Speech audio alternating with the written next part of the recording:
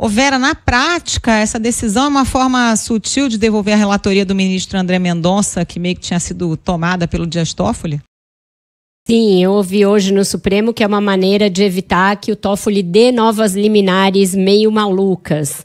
Ô Carol, para você ter uma ideia de como caiu mal, como caiu desceu meio torto, o fato dele ter praticamente solapado ali a relatoria do ministro André Mendonça. Para o nosso ouvinte, quem nos assiste entender, existe uma ação chamada Ação de Descumprimento de Preceito Fundamental, a DPF, que foi impetrada por vários partidos de esquerda questionando a validade dos acordos de leniência.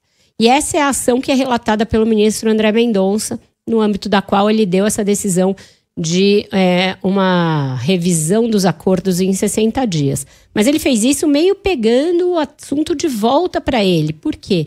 Porque o Dias Toffoli tinha usado outra ação na qual ele é relator, que não tratava nada disso, era uma ação que originalmente foi impetrada pela defesa do Lula antes de ser presidente, para ter acesso às provas da Odebrecht, da delação da Odebrecht.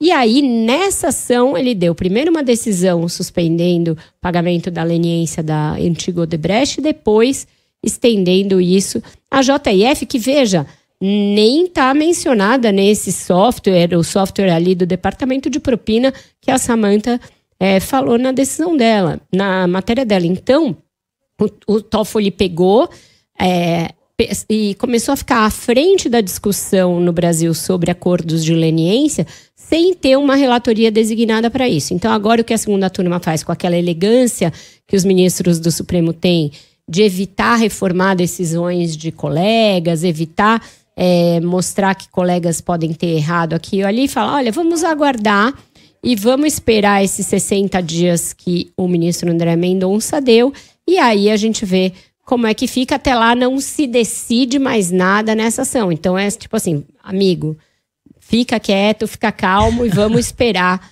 que o relator da matéria efetivamente diga alguma coisa em 60 dias.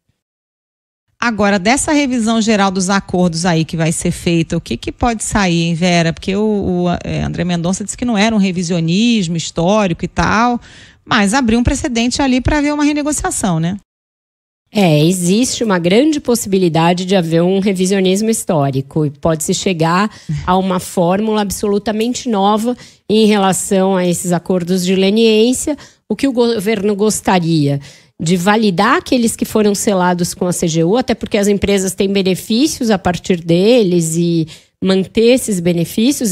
Esses benefícios incluem, inclusive, a possibilidade de voltar a selar contratos públicos, mas revendo a parte dos acordos de leniência que foi selada em Curitiba.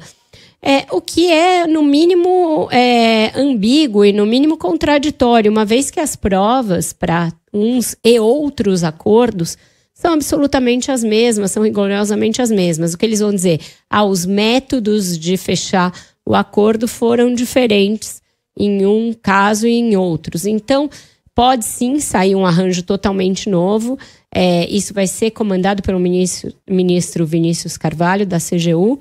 E as empresas, e aí não só as duas que tinham sido beneficiadas por uma decisão do ministro Dias Toffoli, mas outras 11 empresas, se eu não me engano, podem ter o arcabouço, o escopo do seu acordo de leniência revisto, e isso leva a uma enorme insegurança jurídica. A gente está aí num terreno de incerteza absoluta, sem saber se o Instituto da Leniência, que é tão importante aí para a transparência e para que o Estado seja ressarcido de eventuais desvios de corrupção e de práticas não republicanas, fique à deriva e à mercê por 60 dias até que se chegue a esse entendimento. Então, sim, tem aí, inclusive, um terreno aberto para que se reduza as multas e as empresas passem a pagar bem menos do que elas vêm pagando, em virtude dessa decisão do ministro André Mendonça e das decisões anteriores do ministro Dias Toffoli.